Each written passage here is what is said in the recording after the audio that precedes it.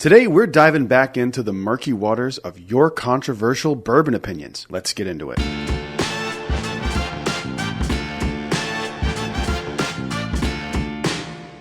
Hello everyone, welcome back to Brad's Bourbon Reviews. I'm Brad, and today we are diving back into your controversial bourbon opinions. I think this is part 4. You guys seem to like it. I put out the call over on TikTok to give me some of your controversial bourbon opinions, and oh boy did you deliver. Some of these are crazy, some of these are hilarious, some of these are flat out wrong, but we're going to get into it. A few things to keep in mind while we're doing this video. If I make fun of you, it's just a joke. I'm just being silly. I don't have any ill will against what you like, and if it's something that I don't agree with, I'm going to make fun of you, but it's just a joke. So don't get upset at me. It's all fun. Let's go ahead with the first comment. First one comes from Lupo. You can mix any bourbon with anything you enjoy. Want a Blanton's and Coke? Drink what you enjoy. I agree with that. I just don't see the value for somebody who drinks with Coke to buy something that's expensive. I mean, sure, it'll make it marginally better, but when you're mixing specifically with Coke, that is just function to drink.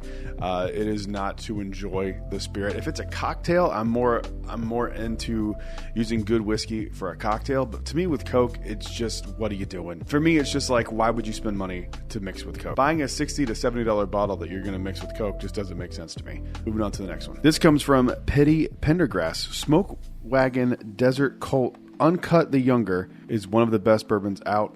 I think he means out there. I have not had it, but I have not been overly impressed with Smoke Wagon stuff. I think they're just okay. I need to try some other stuff from them. Yeah, I'm not huge on Smoke Wagon. Moving on to the next one. Chad Sullivan 893 says, I love Eagle Rare 10 year, even though most say it's basic and boring. I don't think it's boring. Basic, I mean, it's a 10-year bourbon. I don't think it's boring. I like Eagle Rare. I like Eagle Rare quite a bit. It was there's something that I always have on the shelf. I think whoever told you that, you need to cut them out of your life. Moving on to the next one. John Freeman 6777 says, King of Kentucky is unattainable. Yeah, pretty much. I had a lead on one and then it fell through, and I'm very sad about it. But yeah, that's not a very controversial opinion, but I appreciate the effort. Moving on to the next one. This comes from Bourbon Bros, and he says, Antique 107 is the only bottle in the Weller Rainbow worth drinking. Okay, that's a hot take. I kind of agree with you. 107 is my personal favorite out of the Weller lineup, but I haven't tried the single barrel yet. I finally got one. I think that I really enjoy Full Proof. Special Reserve to me is something that I actually do use as a mixer. I don't think anything in the Weller Rainbow that I've had so far is bad, but 107 is definitely the best. That's a hot take, sir. This one is from Fishin_Oconee. Says, here you go, Brad. Jack Daniel's Barrel Proof versus Blanton. This should get everyone stirred up. If you're talking about Jack Daniel's Barrel Proof versus Blanton straight from the barrel, I would actually agree with you. I think Jack Daniel's Single Barrel Proof is better. But I'm also a big Jack Daniel's dork, so take that with a grain of salt. Regular Jack Daniel's versus Blanton's, I would still pick Jack Daniel's Single Barrel Proof over regular Blanton's, if that's what you were throwing up. But I like Blanton's, but I don't think it's the end-all be-all to whiskey like some people do. Moving on to the next one. This is from J-Dubs. She says, holiday bourbon is freaking terrible. Earthy, bitter, and yucky. People love it. I've even tried to blind and hate it. Sometimes I still like Fireball. Oh, that is a hot take. I think you're talking about Ben Holiday. Please correct yourself in the comments. I assume you watch the videos here. If you're talking about Ben Holiday, I agree. I'm not a huge fan of Ben Holiday, but the Fireball comment is wild. I do not like Fireball. I don't like any flavored whiskey. I'm in the middle of Advent calendar, and Holly has done so far all flavored whiskeys, and I hate it. I hate the texture of them. Yeah, that's wild. I'm glad you like Fireball, though. It is good in cider. It is good in like an apple cider. It's pretty solid. Moving on to the next one. Walter Bourbon and Ink says, J.W. Dant is a top shelf bonded bourbon. Sir, I agree with you. J.W. Dant is amazing. It is one of my favorite things that Heaven Hill makes unironically. I love it. J.W. Dant is fantastic. It is so good. And it's like, what, $13 a bottle? It's super cheap and it's so good. If you've never tried JW Dant, I highly recommend it. It is a good, inexpensive mixer. Moving on to the next one. This is from Brutally Honest Bourbon. What's up, Random? What's up, buddy? Hate Balcones. Yeah, no, you don't like Balcones. That's wild. A man with such a good palate not liking Balcones is interesting, and you need to get your head examined. Jake Can't Hang says Buffalo Trace is not overrated. If you're talking about the distillery as a whole, I don't think you can overrate them. They make some of the best bourbon on the planet, especially at the price that it's sold at. The price that it's intended to be sold at, I don't think you can do better dollar for dollar than Buffalo Trace. But if you're talking about the bottle itself, just Buffalo Trace bourbon, I don't know. I feel like it's kind of, the hype is kind of dying down. I'm starting to see it on the shelves a lot more, which is good for me because I love it. I actually opened a bottle of Buffalo Trace for Thanksgiving. I love Buffalo Trace. I don't know. That's a tough one because it is good, but I still think it's a little more hype than it should be. But what can you do, cuz? Moving on to the next one. Mike from Cinnabourbon says GTS does not have kiwi on the nose. He says that some influencer said that. Whoever said that George C. Stagg has kiwi on the nose, if you can find that clip, and this is my hot take, do not watch any of those person's videos. That is a horrible, horrible note. That is not on GTS. I'm sorry. That's wild. Moving on to the next one. Bourbon Battalion says, Four Roses is mid, sir. How fucking dare you? How dare you come in my house talking all this crazy shit, saying Four Roses is mid? You're mid, sir.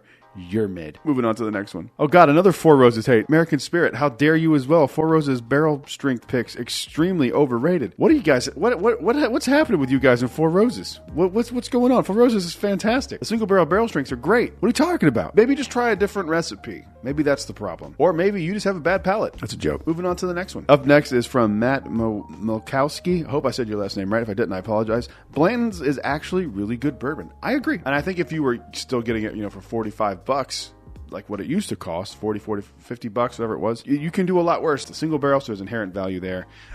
It's a solid proof point. I do enjoy Blanton's. It's not my favorite thing of all time, but I think it's solid. Moving on to the next one. Oh my God, another Four Roses hate. This is from LC. Four Roses, and then the pukey face, and then the shrug emoji. What did Four Roses do to you, people? What did Four Roses do to you? You guys, I can't. Moving on to the next one. This is from the Bottom Shelf King. It says, you don't want to know my hot take. And he spelled most of those words incorrectly. No is K-N-O-W. Just so you know. You're right. This comes from Matt Futchko. Every Henry McKenna I have had sucks. I agree. I do not like Henry McKenna at all.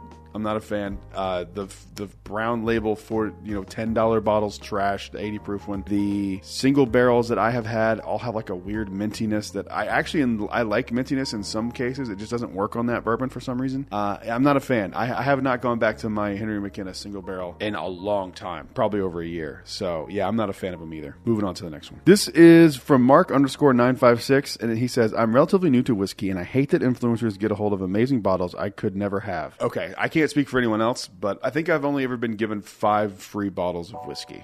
3 from Old Elk, 2 from Barrel, and 1 sample from Gypsy. Everything else I have bought. If you're not out doing bourbon drops and learning how your area does releases, and this is going to sound harsh, that's your fault. I don't mean it as a your fault negative, but if you're not putting in the work that people like me and my friends that go to these bourbon drops are doing, you're just not going to get the bottles unless you have a relationship with a liquor store that you get close to, which everyone does that now, so it's a little more difficult. I'm sorry, I don't do anything special or unique. I get my bottles the same way everyone else gets them, with a few exceptions. But what can you do? I mean, I'm sorry you feel that way, but I think you think we just get sent everything, and that is in my case, that is simply not how it works. Trust me, my bank account can show you that I'm not lying on that one. I don't get sent things very often, and when I do, I always talk about it. Oh, and I got sent a tumbling dice from Fruit Bat. But yeah, I'm sorry that happens. Do more drops. Go out to them.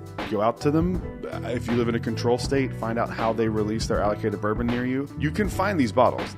I am not a special magical creature. If I can find these bottles, you can find these bottles. So that's all I got. Sorry, buddy. Moving on to the next one. This comes from Vsox. Worst bourbon I've had in the last year was Von Payne Black, but some I've heard actually like it. I have not had it. I know it's the bottle with like the gargoyle, but what can you do? Oh God, I hate this name, but I have to say it. This comment comes from X Pussy Slayer 69.